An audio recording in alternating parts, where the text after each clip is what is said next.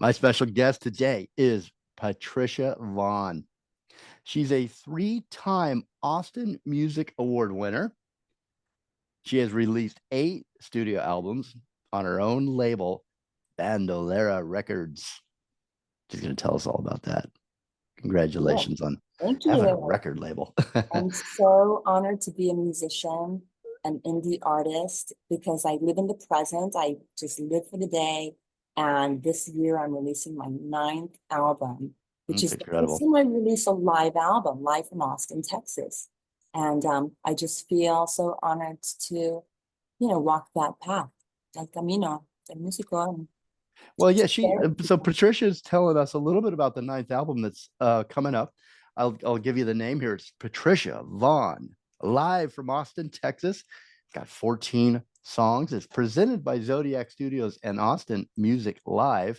You can get the album now on her website. You can get it ahead of time. It's officially released in September. So, what's it like to be Patricia Vonne, I wonder? I'm a Sagittarius, so I'm all about fun, adventure, taking chances. You're Um, not supposed to tell me. I'm wondering here. You have to tell me after.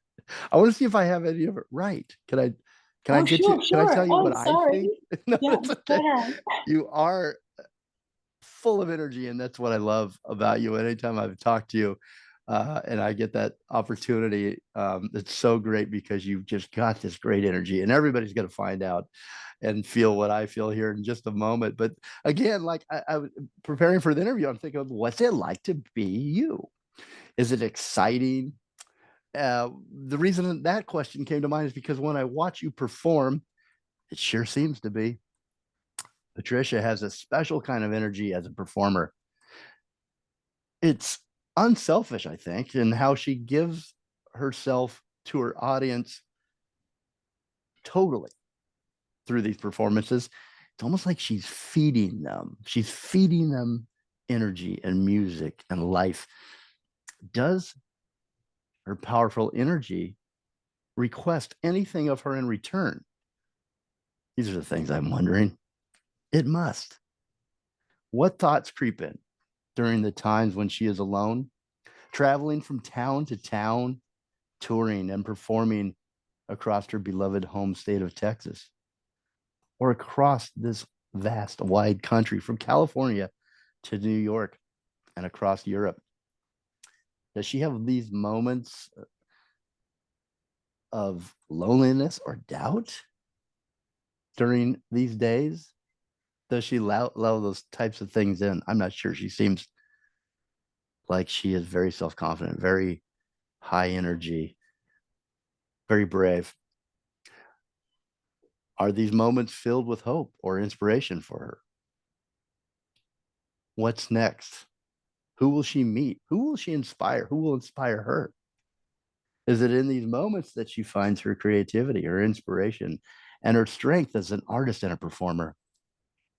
How does she listen and interpret to create as she does? How does she look at the world? These are all things I'm wondering when I'm thinking about Patricia Vonne. She's more than an award winning music artist. She is also an award winning filmmaker, singer songwriter, I'd say a poet. She's an activist, she's an actress, and she's also an animator.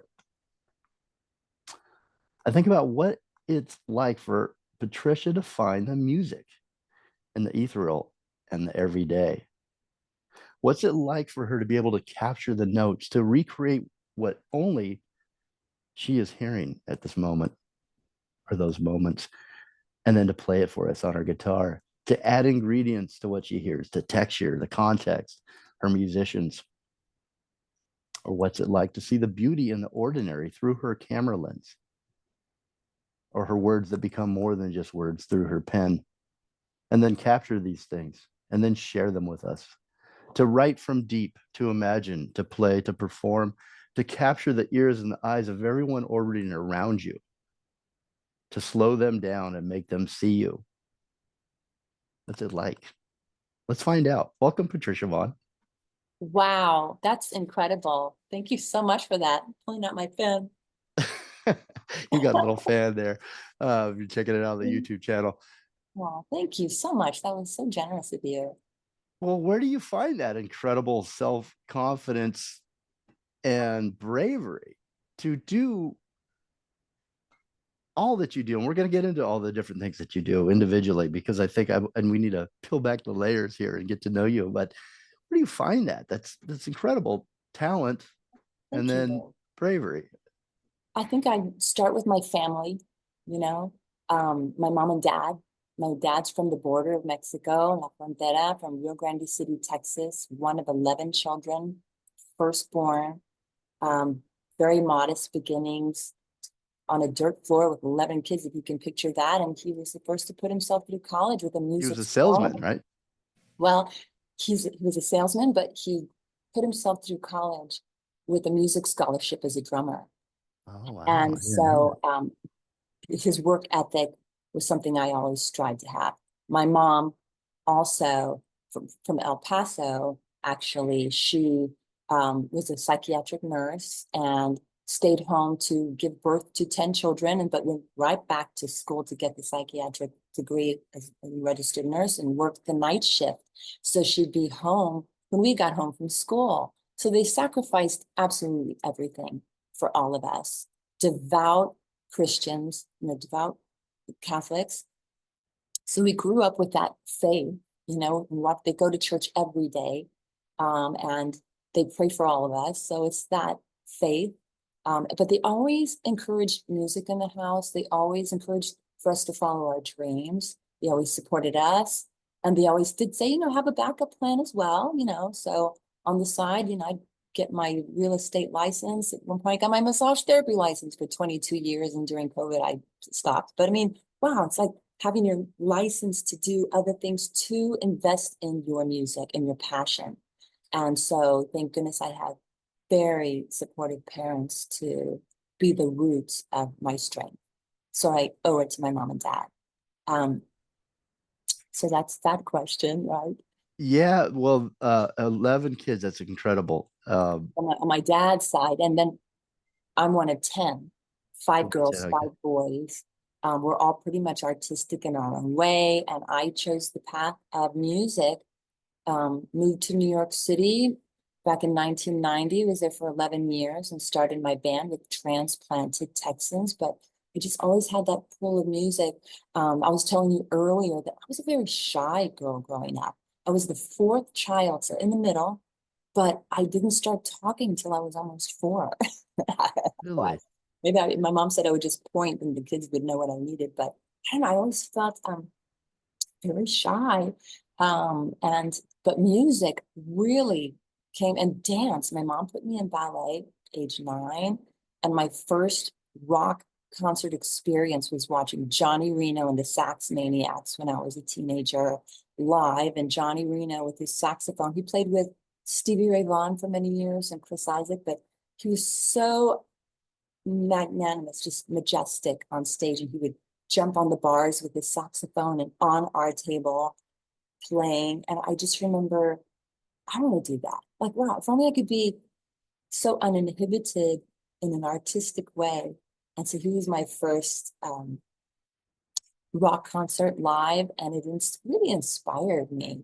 My mom always loved to play the Spanish guitar at home and taught all of us children how to harmonize with her to her favorite Mexican folk songs, like you'd hear the mariachis play. And that was my first musical connection to my heritage. I'm ninth generation Tejana. Ancestors are from Spain and Mexico. So that opened up a whole world of when I started writing my own music. And all my albums are bilingual and original. That was my thumbprint to my heritage. I'm so proud to be like, I'm related to that. That's my heritage. I've noticed not a lot of people have that. Um, they don't have that music connection. They don't know. So I have some cousins that were never exposed to that. And they found out later in life that they were Mexicanos, Tejanos. And it's really interesting how music can really make your heart explode, and it feeds your soul to the point of you being an artist and you're able to connect with people in that international language of music.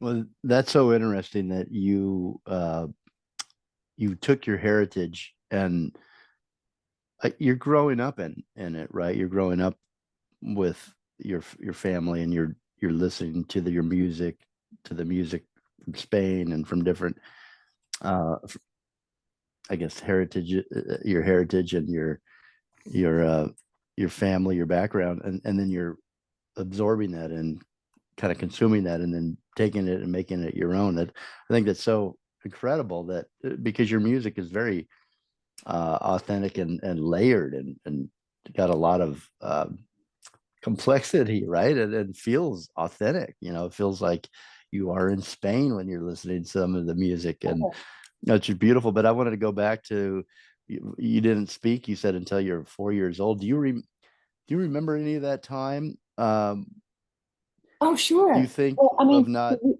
having the reason voice yet? was, I mean, I had all my siblings around me. There was so much love around me. I don't remember not speaking. I just remember a funny story is when I did start speaking, like my older brothers and sisters would always blame me for, like, someone turned the thermostat, it's freezing, whatever. They'd blame me and I couldn't say I didn't do it.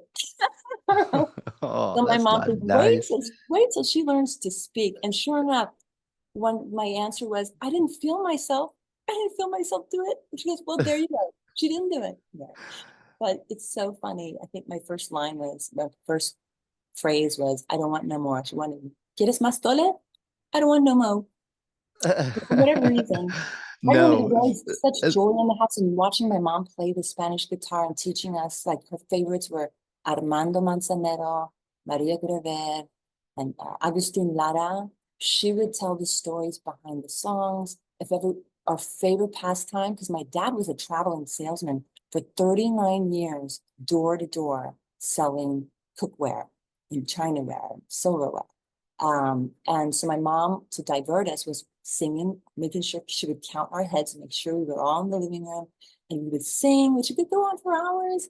And she'd pull out a big rosary at night. We'd say a rosary for my dad because he was traveling. That was very dangerous, and to be traveling 6 days out of the week. And she'd take us to the old Revival Theater House on weekends to watch double features of Hitchcock, MGM musicals. And that was like a Technicolor dream of watching these amazing classic films of golden age of Hollywood. And so that also was huge, an inspiration for all of us children. So it was fun. She just said I didn't speak for a long time, but I mean, to all the shy kids out there, there's definitely hope. But it's interesting how the music programs in schools are being cut. Can you imagine? I mean, I just recently saw Brian Setzer in concert, and he named his music teachers by name, thanked them for making a dent on this boy. Can you imagine who he would have become if he did not have music programs in schools, or if I had music programs in school? And so that's so important, to have that exposure to the arts in any way, shape, or form. Yeah, it really is a shame how they've cut the music from most schools, public schools. It's terrible. Who would you have become if you didn't have this experience with your mom and the film, exposure to great films, exposure to great poets and artists and musicians? I couldn't even tell You you. ever thought about that? If I couldn't be a musician, I probably would go into, like, private eye, like to help stop human trafficking, or like I played the United Nations headquarters to represent Texas, and I played a song called Missing Women about the murders in Juarez. So I mean, I'm very much of an activist on that front. And if I did, I would love to be, to help stop evil in the world, to get into that one. So as a kid, there was a lot of play, it sounds like. A lot of imagination, creativity. Were you encouraged, all of you, to play together and to create and chase dreams? Oh, absolutely. In fact, we were talking about my brother Robert Rodriguez, who made El Mariachi and then Spy Kids franchise. I mean, we would play 007 spies as children. So we were like the Spykids. Growing up, we didn't really realize it until we put it on the big screen. We play pirates, Sinbad. We play the ISIS, Shazam, and role play. He'd be Gene Kelly, I'd be Sid Charisse, but like we're very close in age, but all my brothers and sisters, we would get into that role play. Definitely pirates. So fun. But there was always so much fun at home in the house. I was so used to being in that nucleus, right? That comfort zone. So when it came time to go to kindergarten, I was by myself, right? So you have that joyful, buoyant, happy bubble at home. And so I do remember in kindergarten, I didn't even raise my hand for roll call. I didn't say a thing. I just stayed quiet. And the teacher had to come over and whisper in my ear, "What's your name?" And I whispered back, "Patricia Rodriguez." I remember that so well. Oh, sweet. So, And you said that you didn't really come out of that shell until you were about 9. well, once I started talking, I was fine. And my mama put me in ballet. Uh-huh. And again, but you don't have to talk when you're dancing. I love that. I Yeah. loved it so much. I think I started really getting the itch for music when, we took some community guitar classes, guitar classes at the community center when I was 16. But when I bolted to New York, my eldest sister moved up there first. Angela was a trailblazer, my big sister. And she picked me up from my bra straps and took me to New York with her. I was 20 years old. She helped me get a job at the China Club on the Upper West Side of town in Manhattan. And I started my rock band there with Transplanted Texans, with Brewster on guitar, Conrad Meissner on drums from Texas. And it was that Texas roots rock of the south of the border flavor. We played the New York circuit, Mercury Lounge, Arlene Grocery, Bowery Ballroom, opening for Los Lobos. That was, wow. I was taking the bull by the horns. I was like, I've got this. This is so exciting. And I'm glad I did it in New York City because I've always wanted to move there. I just had a vision to move there, and thankfully I was able to.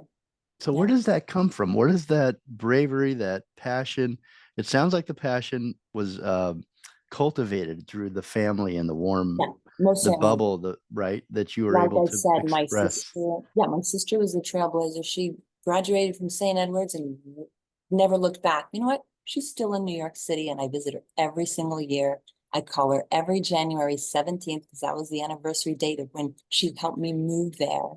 I would have been a completely different person if I had not moved to New York, and I probably wouldn't have been able to do it without her help. So it's that, brothers and sister support, love, and belief. And then All watching your together. parents with the hard work ethic Oh, that you yeah. can accomplish anything and as an Oh, inspiration.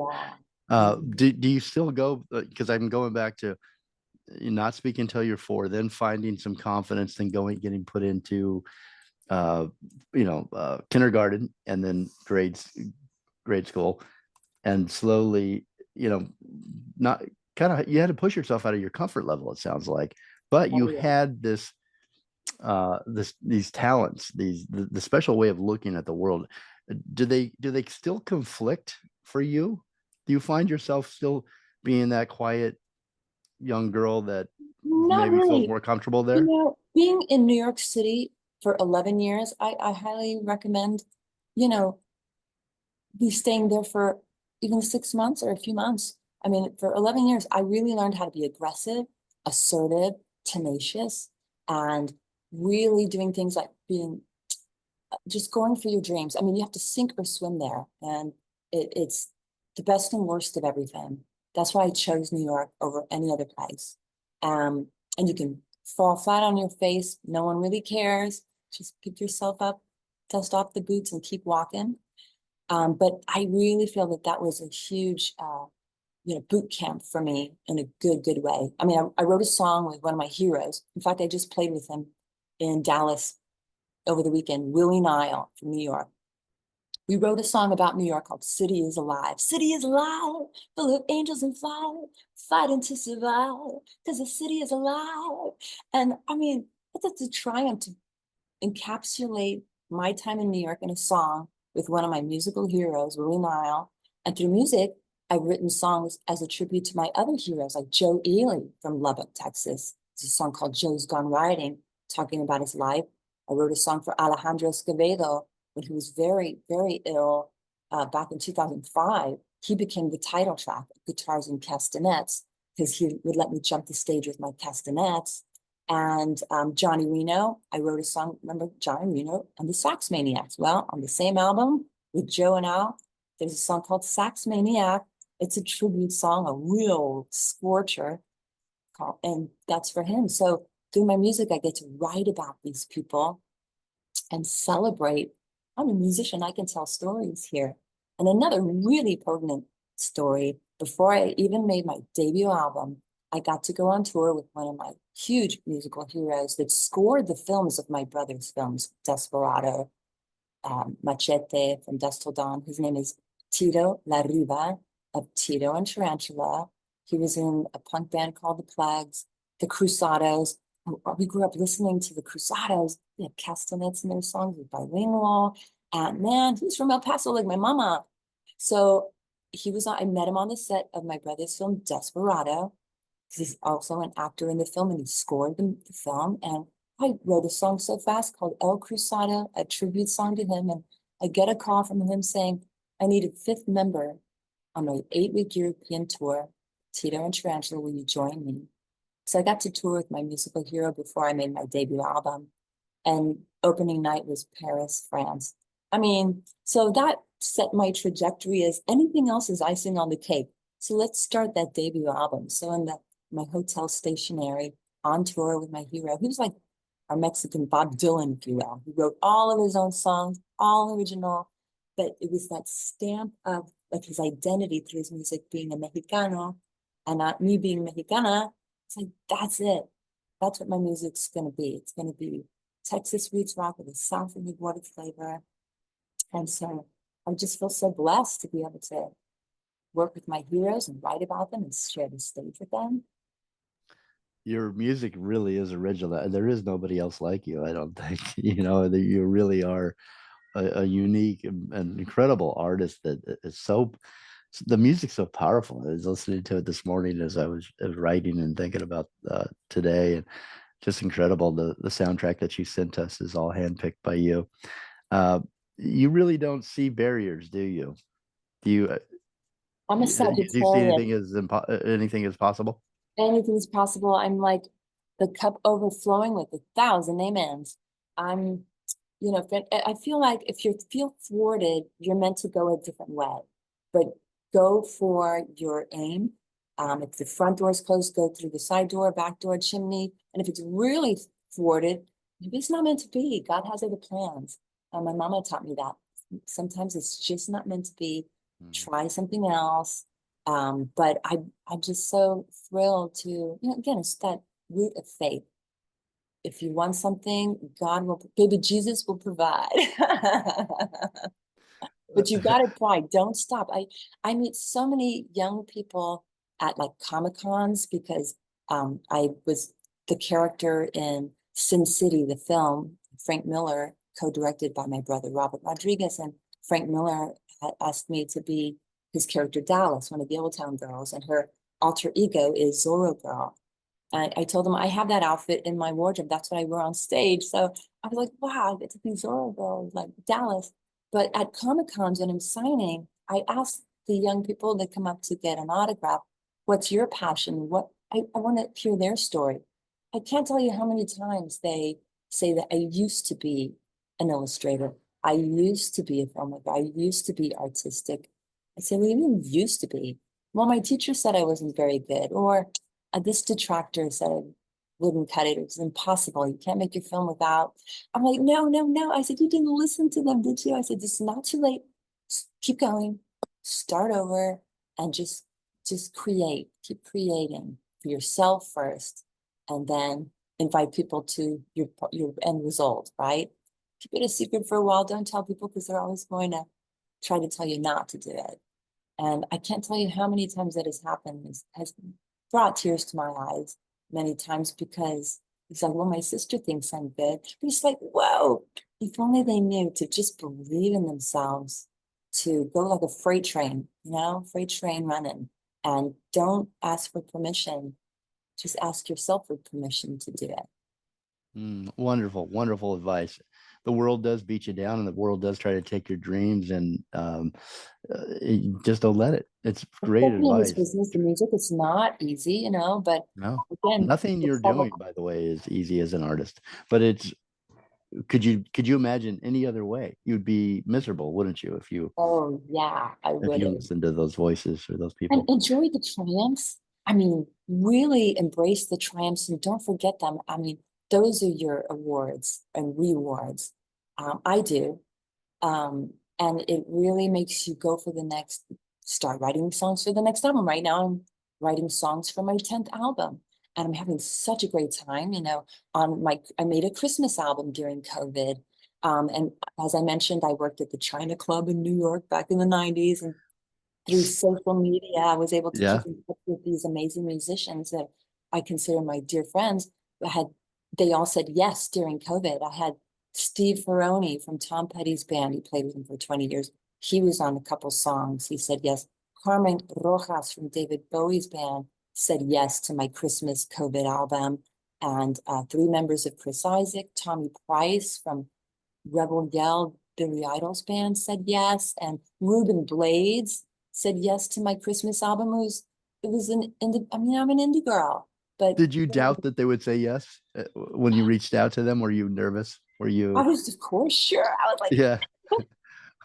And then but, now you're sitting back and like, you just ask, you just do, you just well, not only believe. that, during COVID, in my hometown of San Antonio, which has the highest poverty rate, I had no idea that there was thousands and thousands of people in line to get food. And that's what inspired me to do live streams every Friday on my Facebook page from my mom's birthday, May 1st, until Christmas. And we raised enough money. It was like $1 equals 7 meals or 35 pounds of food. We raised enough to feed over 70,000 people in that amount of time. And I was so inspired. It was like an arrow through my chest. And I started writing original Christmas songs. It was meant to be a single. Mhm. And Scott Plunkett from Chris Isaak's band played just a piano and vocal. And he added all this stuff to where it was like an orchestra, like a Nelson Riddle orchestra. And I was like, oh my gosh, that's incredible. So 10 songs later, we recorded 10-song original. And in 6 months, I wrote them and co-wrote them with David Grissom, Rosie Flores, and I mean, many artists, but the original music. And we recorded it and released it in 6 months. And by Christmas, I had a music video, many of them shot on an iPhone. All that was done. But it was a miracle of baby Jesus. And that's where the Christmas album came from. It was the most basic need of food for people. And everyone gave, and it inspired me to start writing like fast as fire. Isn't it incredible how these things happen? And 70,000 meals, you said that you, Yes, I couldn't that's believe it. incredible. I couldn't That's, believe it. So, and Ruben Blades, he was in town in Austin filming, and his TV show. And so I knew friends, I know him, but like his assistant contacted me. I'm here with Ruben. I go, oh my gosh, tell him I need him for my Christmas album. I don't think people can tell you no very easily, I bet. Why would they? Why would they not want to tell you to Oh, just be part of whatever you're creating? Let's take a real quick break. My yeah. special guest today is Patricia Vonne. The New York Times, I do have to find out why they call you this, the Renaissance woman of Austin, Texas. But that's what the New York Times calls her. She's an award-winning musician and award-winning filmmaker, a singer. She's a songwriter, actress, activist, animator, and her it's the ninth album, yeah, is out now. Yes. I mean, I do whatever it takes to make my dreams happen, like to make the next album. It's not always easy. I was making my albums before there ever was a Kickstarter or crowdfunding. And I think, um, that's what I do, and so I'll get Yeah, well, a license to sell a home, whatever it takes, to raise the money to make it. And there's no looking back. Just and gotta the do it. albums, the music, the production, the music, the musicians that play on the albums that you've mentioned here in this first segment are really top notch, and the music is very, very fun, and just it's just great. It's great music. You can get the new album by going to patriciavonne.com, VONNE.com, Patricia. And it's called Patricia Vonne Live from Austin, Texas. It's got 14 songs. It's presented by Zodiac Studios and Austin Music Live. Patricia and Robert LaRoche, who we're going to talk about next, will be performing live at the Mint in LA Saturday, August 10th at 8 p.m. Go to the mintla.com to get tickets. On Wednesday, August 7th, though, if you're up in Central California, up in the wine country, Patricia and Robert will be performing live at the Lost Chord Guitars in Solvang. Our friends at the Lost Chord Guitars, a great spot to hear live music. It's Wednesday, August 7th at 8 p.m. You can go to lostchordguitars.com and get your tickets. World Music Central calls Patricia Vonne a powerhouse Tiana rocker. We'll be right back. Don't go anywhere.